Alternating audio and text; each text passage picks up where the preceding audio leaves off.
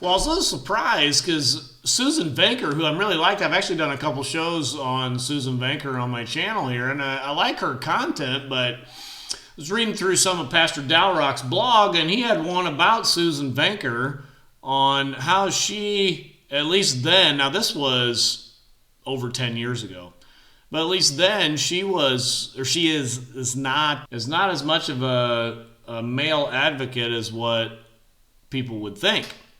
Because some of his bloggers, he says, expressed concern in the comment section of his posts about her that he might be creating an enemy out of an ally.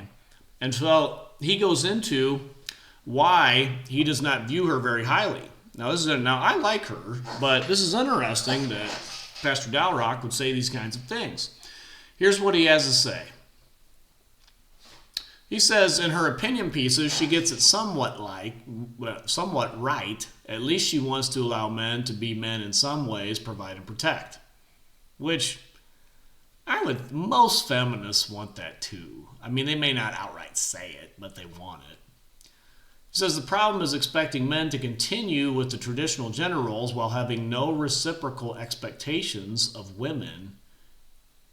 And that is a disaster.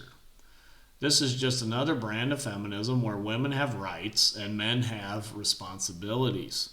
Ooh, you know what? I'm going to have to write that down. Let me get my pen here. Let me write that down, that feminism can equal men have responsibilities and women have rights. Let's write that quote down anyway. She said we can see that with her interview with the Daily Beast. So he goes through the part he wants to bring out. It says, quoting in this interview, it says, women, once they have children, would prefer to work part-time or not at all when their children are young. Their career trajectory will be different than that of men. Feminists don't like that. They want everybody to want the same thing, career trajectories to be the same. Here's what he puts in bold, Dalrock does.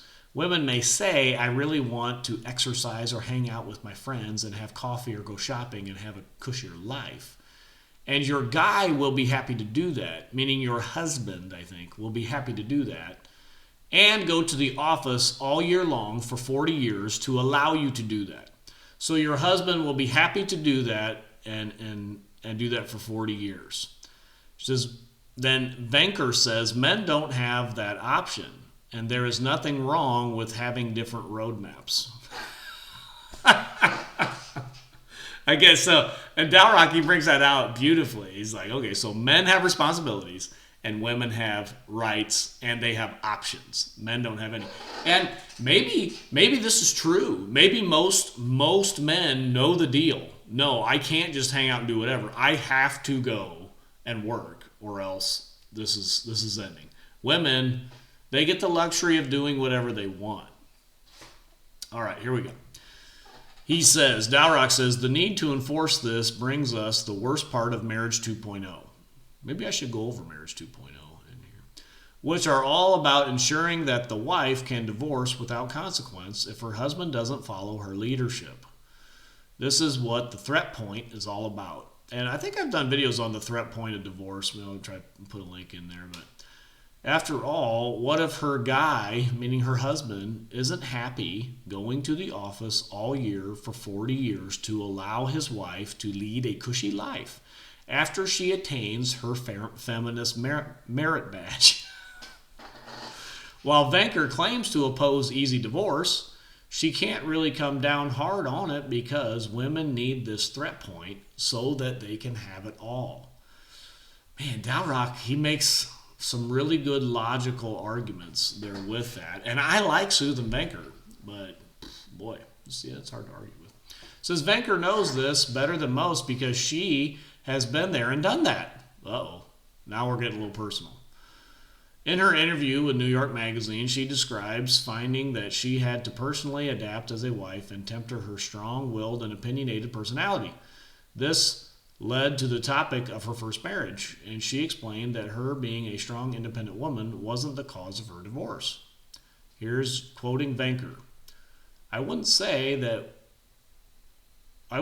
what we're talking about here applies to my first marriage, although there is some connection. After college, I lived in and worked in New York, and I was married for 4 years, and then I moved back to St. Louis, remarried, had 2 children. Our issues were geographical. I didn't want the crazy lifestyle. I wanted a simpler life, a one-income family. I didn't want to live in New York, but that's not the whole enchilada. Okay, so you get the picture there. Dalrock says, see also the video of the Venker interview on Fox and Friends. He talks about that. In that interview, she continues to distance herself from her War on Men article and seems to want to reclaim her feminist bona fides. She reiterates that wives should sometimes allow husbands to make decisions. She also makes it very clear that she isn't talking about husbands as the head of the household. Yes, some issues there, folks. I'm not liking that. One of the hosts suggests that as an example of women making accommodations to men, that wives not take out the garbage, even if they already have it in hand, leaving that honor for their husbands. Miss Venker is delighted and responds that this is a perfect example of what she has in mind. Another example he offers to her enthusiastic agreement is that wives should leave it to their husbands to investigate a possible intruder in the home. So, husbands get the luxury of getting shot by the intruder. Yay! She does end the interview with a plea for appreciation on behalf of men, explaining that men are much better now than in her father's generation. She offers the example of men shopping while wearing snuggles, like some man, okay, whatever, as proof of men's improvement. She made the same basic comment in the New York Magazine interview, and here Dalrock quotes that. Venker says, I grew up with the hands-off father from a different generation. He was old school and didn't show his love. I don't see how people cannot see the huge change between him and the fathers today who are wearing snugglies. And you'll see them at Target on a Wednesday afternoon. I think male involvement at home is a wonderful thing. But understand that if you try to make them into women completely, you're never going to be able to have a male provider. Oh my good boy. Yeah, that's not good stuff. That's really not good stuff. So, like Dalrock says, women, we love the protection and provision. It's like a buffet. We get all the options, and you just get all the responsibilities. Boy, that sucks. That sucks. We got to call that out, and we are calling it out. Dalrock is helping us with that, and also Christ is winning. He is building his church, and the gates of hell will not prevail against it. Until next time, this is the Post Millennial Man.